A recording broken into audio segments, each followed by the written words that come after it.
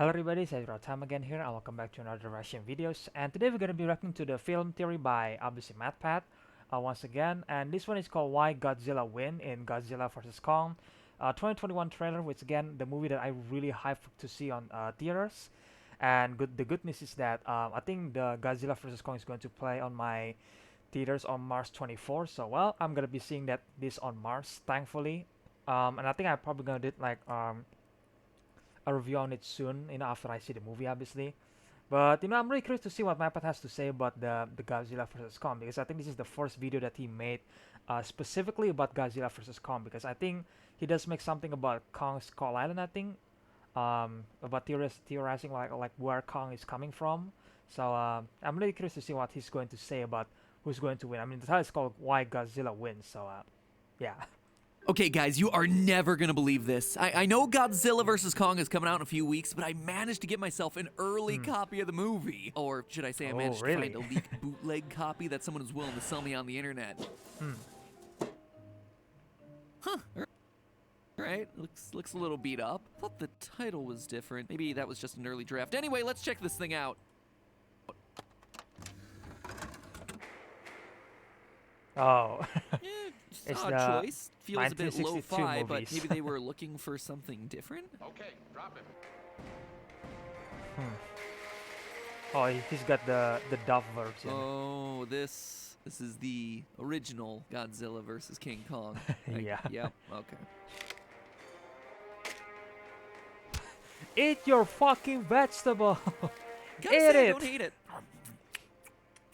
Oh, I miss popcorn. Seriously.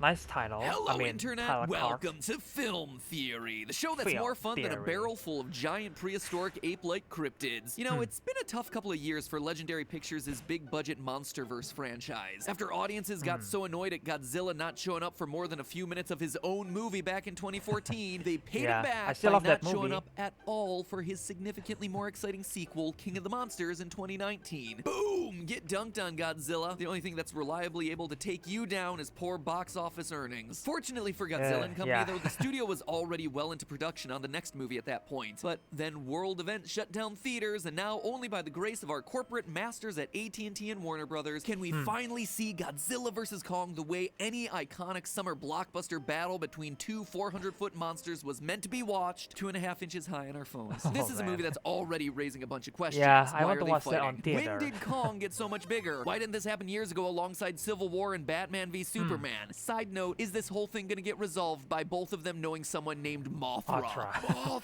Oh yeah, I know it. Why did you say that name? People have been making this joke the whole big question time. is in these sorts of movies, who's gonna win? Well, if you know the channel, you know that we're gonna do our darndest to answer this one early. And if you don't know the channel, consider subscribing for mind-blowing theories each and every week. That'll make you look smart in front of all your friends. Now then, let's start answering our question by having a look at both of our competitors. According to the Monsterverse canon, this incarnation of Godzilla is 393 feet tall, or about 120 meters, not counting the additional 189 feet, or 57.6 meters of his tail.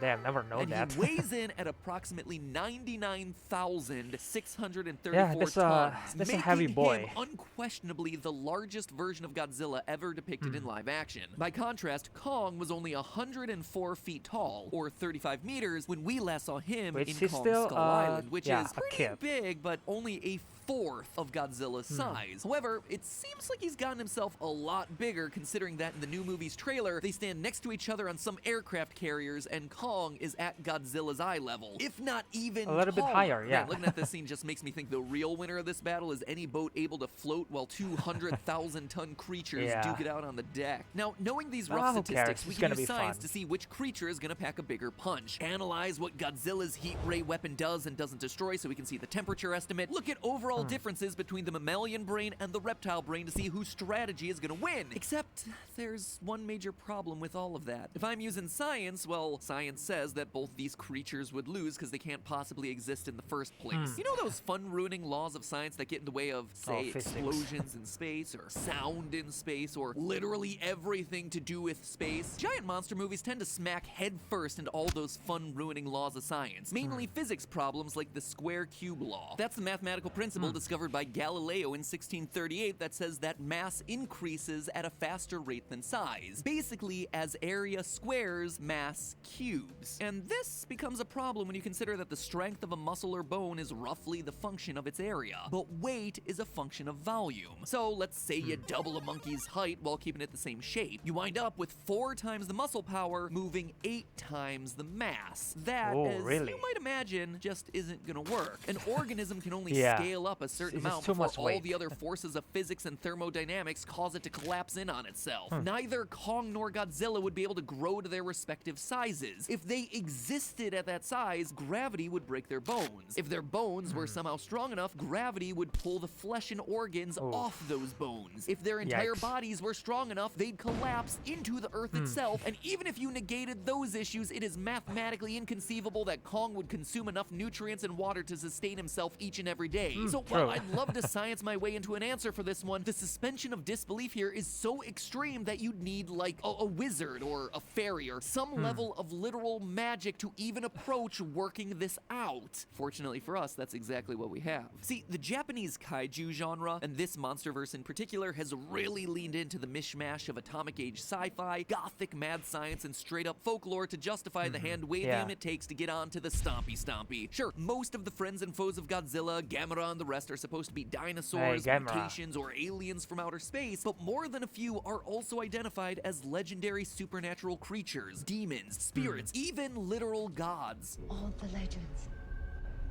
Stories. All the folklore that they set up. They really were the first gods.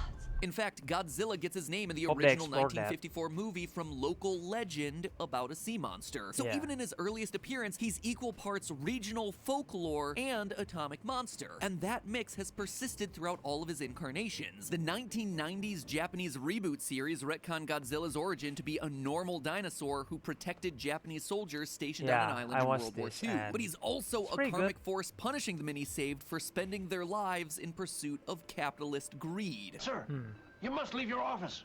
It's in your way. Yes, I know that. I nearly died on Lagos Island, along with my entire garrison.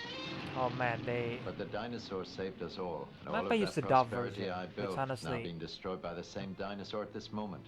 And there's nothing I can do about it. Very ironic, don't you think? Yeah, this moment it is indeed very ironic, but you know. Wow, that is deep for a movie with a guy in a rubber dinosaur suit. Then, a decade later, the movie Godzilla, Mothra, and King Ghidorah, Giant Monsters All-Out Attacks, definitely a mouthful, featured an even scarier magical Godzilla who was made of dead people. No, really, in that version, Godzilla's inhabited by the angry souls of everyone who was killed in the Pacific during World War II, and he's come to stomp Japan into rubble as punishment for them joining the war in the first place. Each and every time in these movies, sure, there is science involved. Godzilla is the atomic monster after all. But more so, the stories are resolved via folklore. King Kong is largely the same way. In the original 1933 film, he's a god who demands sacrifices from Skull Island's indigenous people. And again, in the original King Kong vs. Godzilla from 1962... Uncomfortable? Wait, did he just say uncomfortable? Do you mean incomparable? Uncomfortable just makes it seem like King Kong has a mild case of jock itch. Anyway, time and again, we see these creatures being just as much religion and folklore as they are science and technology. And you can't have folklore without the lore bit. And yes, the Monsterverse makes sure to check that box too. Kong's god on the island, but the devils live below us. And what are they called? Skull crawlers, Why? Because it's cool. And this is where we're going to be able to find our answer. In battles between gods, it's not a question of science, it's a question of religion. And it's here that things really start to get weird. Oh god. No. Alright, maybe not that weird. Yeah. You see, Godzilla King of Monsters reveals that the Monsterverse's Godzilla origin is tied very strongly to what's called a singular Proto-Civilization theory. Basically the idea that prior to all of known history, there was an advanced human civilization with a shared language and culture that fell somehow, and whose scattered populations subsequently founded all the different human societies that come later. These are your classic legends like Atlantis and the Tower of Babel. And the theory theory is meant to explain how societies that never met somehow have weird similarities, like why all the old-timey cultures were so into building pyramids, why the same monsters exist in the mythology of all corners of the earth, and why every culture somehow inexplicably loves Minecraft. Looks Egyptian or Roman. Minecraft. No, this is something different. This is way older. Now, no legitimate historian really takes this theory seriously, but it's treated as real in this latest incarnation of the Monsterverse. And one of the hallmarks of this theory is that many ancient religions have a common theme of the new gods sweeping in to overthrow the old and ugly false gods that came before, like Zeus and the Olympians defeating the Titans, or the Viking gods against the frost giants. In fact, even some ancient versions of the book of Genesis describe Noah's flood as happening to destroy half-human, half-angel giants called Nephilim, who tried to usurp the Hebrew god. These proto-civilization ideas also tend to come bundled with hollow earth theories, in which the old gods or losing civilization is then forced to retreat underground. Can't wait to see in the movies, hollow the art character in, Dr. Serizawa has a Godzilla film theory vs. of his Kong. own based on all of this. It's not just a cute Godzilla nickname. Godzilla theory. and all his big buddies are literally the Titans, as in the original true gods of this fallen proto-civilization. And since he is a very serious scientist with a very, very silly theory in a Godzilla movie, he turns out to be exactly right. These are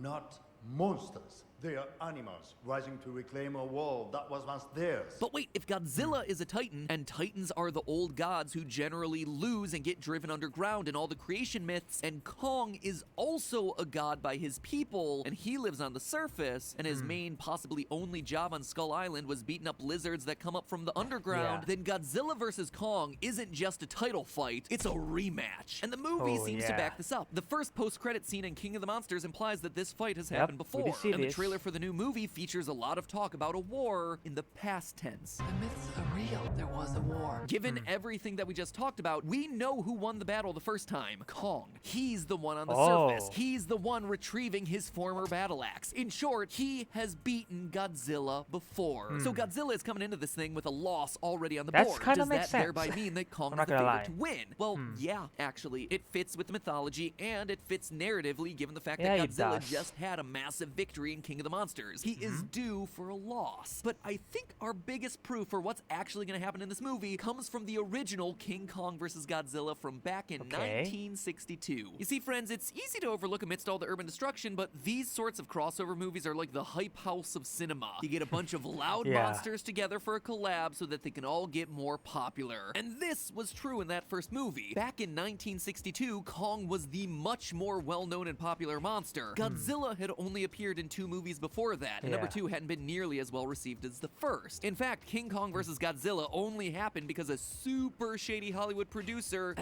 borrowed an incomplete production concept called King Kong I heard vs. about this, Frankenstein, and then ran off to Japan to produce a different, unapproved version using he produced a Godzilla instead different of one. Frank. By the time the studios back in the US who actually owned Kong caught wind of this and took him back, King Kong vs. Godzilla was already a gigantic worldwide hit, and Godzilla had become a household name, with the company Toho cranking out Godzilla so that's sequels where it and has started. never really stopped since. But in the movie, neither one become actually popular. loses. Godzilla kinda loses because he disappears and Kong is the one seen swimming off into the sunset, but neither one is officially a loser here. And you see, friends, that is where I mean, I this whole think thing starts coming together. Toho You see, the kinda real win confirmed for that the King studio Kong here win. isn't about who wins, it's that neither monster loses. Losing implies that one fan base is right and one fan base is wrong. One set of merch is cooler than the other. One franchise continues on successfully while the other kinda dies because it lost in the last one. And the way you avoid that situation is to split the difference. You introduce a third-party villain so the Mechagodzilla. warring factions can team up, or just render the verdict muddy enough that no one knows who actually won or lost. I mean, I was joking about it before, but Batman v Superman couldn't wait to tell you that Doomsday was the real big bad in that movie. And Superman doesn't die by Batman's hand, he does it to himself in a heroic sacrifice for mankind. Yeah, but I Civil mean, War has the Batman twist still that win, Zemo was kinda. manipulating them all the whole time, causing everyone to forget that the Civil War between Captain America and Iron Man didn't really have a clear-cut winner. Even Twilight denied its fans a decisive Team Oh my Edward God, versus Twilight. Team Jacob showdown in favor of them teaming up against a new challenger, the evil Vampire Legion, which ended up being all a dream anyway. Best twist ending ever, I guess. And of course, the real villain of The Ring versus The Grudge turned out to be whoever decided we needed The Ring versus The Grudge. But seriously, neither one wins out in that case either. They also join forces. This also would coincide with the lore for the movies. It's easy to to overlook, but technically both monsters are heroes. Kong protects our heroes on Skull Island. Godzilla protects the world from all the awakened titans. They are both good guys here. Heck, there's even this line about Godzilla in King of the Monsters. He fought for us, died for us. He's not only proof that coexistence is possible, he is the key to it. So one losing here just doesn't make a lot of sense. And that's why, ladies and gentlemen, here's my real prediction. In the trailer for Godzilla vs. Kong, we hear this line. Godzilla's out there and he's hurting people and we don't know why. Which implies that he's been behaving himself since last time, and now something weird is happening. Well, in traditional Godzilla movie lore, if Godzilla ain't acting like himself, it's because he's not himself. That's right, we have ourselves a new challenger in the ring, and his name is Mechagodzilla. Mechagodzilla is a giant robot duplicate of Godzilla that's appeared in multiple forms across multiple different eras of the franchise. Almost always as either a remote-controlled or piloted fighting robot, and always as one of the real Godzilla's deadliest opponents. And while he's usually pretty hard to miss, being all hundreds of feet tall and shiny, in his first appearance in 1974's Godzilla vs. Mechagodzilla, he spends the first half of the film wearing fake skin to disguise himself as the real thing. So could it be that in some, or even all of the scenes that we've seen in the trailer thus far, we're getting misdirected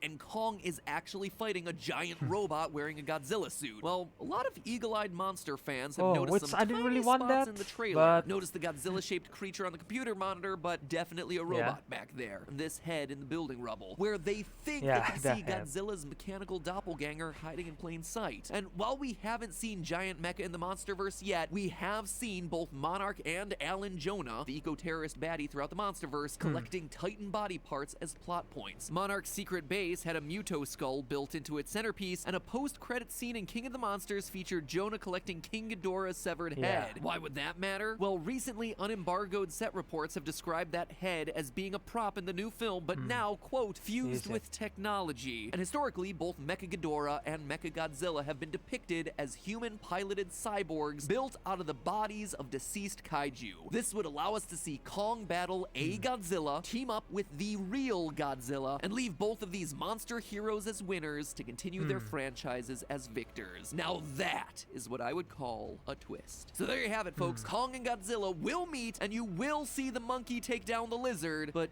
not exactly in the way you thought. And maybe, if we're right, that means you'll also see Mecha Kong too? Alright, maybe not. That was just silly. But hey, that's just a theory. A film theory. And remember to atomic breath that subscribe button, my friends. Like I said before, this is the channel that gives you a lot of cool stuff to talk about when it comes to movies, TV, and YouTube with all your friends. So be the first on your block to come up with these theories, find new shows or movies that might be interesting for you to watch. So across the board, it is a kaiju-sized good decision to subscribe to this channel. And by the way, if you missed my first Kong Skull Island theory where I did predict all this Hollow Earth stuff, that one is on screen right now. Totally called it. He did predict it. Next.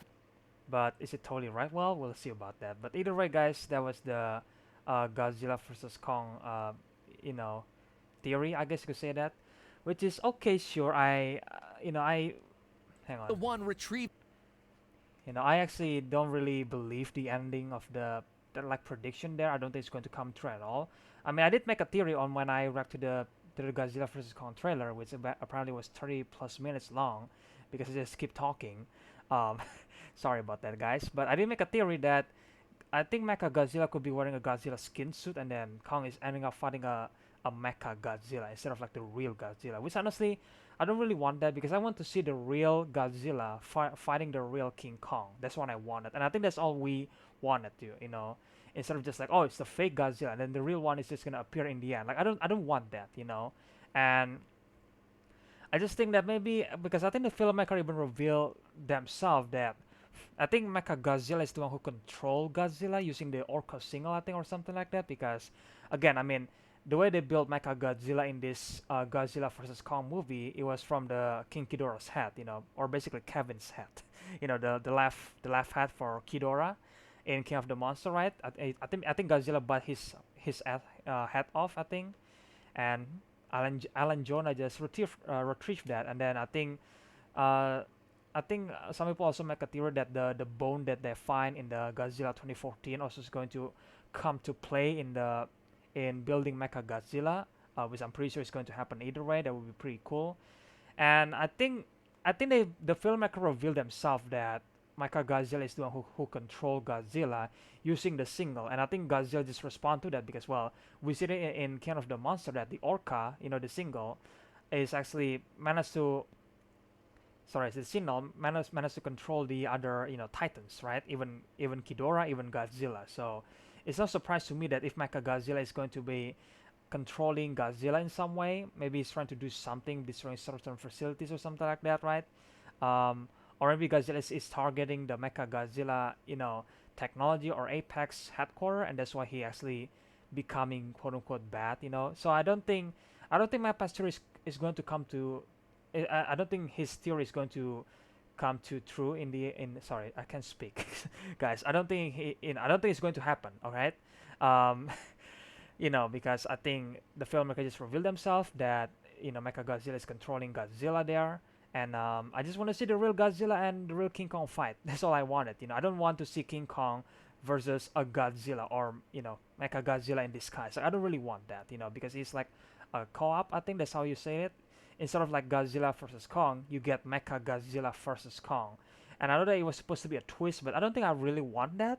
I want to see the real Godzilla and the real King Kong fight, and just to see who won. I mean, I'm team Godzilla, even though he actually went bad in this movie, but I'm still team Godzilla.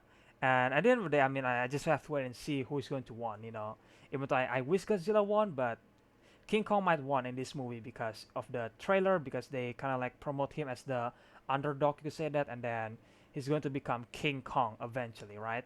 And I think that's why narratively speaking, I think King Kong is going to win in this movie. But who knows? Maybe there's gonna be a twist in the end of, hey, Godzilla won the fight against King Kong, and maybe that's where Mechagodzilla show up in the end, And I did see, there is actually several Godzilla vs Kong trailer that has been released, but I try to avoid them because I don't want to spoil myself too much, because it seems like, I think, remember guys back in the day where we just like complaining about Warner Bros and Legendary that, hey, where is Godzilla vs Kong trailer, and then they just give us like a 2-second trailer every single time, and then now they just give like, hey, here's an entire minutes of the movie with new footage and all that kind of stuff, and I was like, I need to stop watching this. I mean, the movie is going to come out in 2 weeks, so we're getting pretty close to that, and I'm gonna be seeing this movie on theaters for the first time in forever, so really excited. And I think I'm gonna do again. I'm gonna do a movie review on Godzilla vs Kong after I finish watching it, probably. But yeah, either way, guys. I hope that, I think Matpat also make a good point about I think the religious stuff in this Monsterverse, which I really hope that in Godzilla vs Kong they're going to explore that even further, because it seems interesting, right? Even though, yes, in real life nobody actually believed that theory, the singular theory, I think, or something like that, right? But in Monsterverse, hey, we should just explore that. There is some teases there, and it was confirmed. But I hope that it was explored even further, because I don't know, it's just interesting, at least in my opinion. And yeah, it regardless the film theory the title is why Godzilla wins. But in the end, Matpat was like, nope, neither of them is going to lose. Which honestly, yeah, I don't want any of them I don't want any of them to die. No, maybe lose the battle, but don't die, because I love both Godzilla and Kong. So yeah. Either way, guys, let me know your thoughts in the comment section below. Which team are you on? Are you team Godzilla or are you team Kong? Do you guys believe Matpat theory in the end there, where it's actually just Mechagodzilla wearing a Godzilla skin suit, and King Kong is actually fighting Mechagodzilla this whole time? Do you guys believe that theory? Do you guys want that to happen or not? Like me, I don't really want that to happen, because I don't know, it's a co-op. I don't really want that. I want to see the real fight, And just let me know your thoughts in the comment section below. Who do you think is going to win in the end here? And if you guys want to watch the original video, then I'll leave a link in the description below. As always, make sure you guys check Film Theory. I will leave Film Theory's channel's link also in the description below. And if you guys enjoyed this video, then please leave a like, comment, and subscribe to the channel, and ring that notification bell. Share this video to your friends or family, the usual. And I want to say thank you for everybody for subscribing to the channel, or just watching the videos in general, or just liking and commenting on one of my videos. I just want to say thank you very much for that, guys. I really appreciate your support, and I hope that you guys can keep continuing supporting this channel into the future. And I really hope you guys enjoyed this video, and I will see you guys in the next one then. Bye.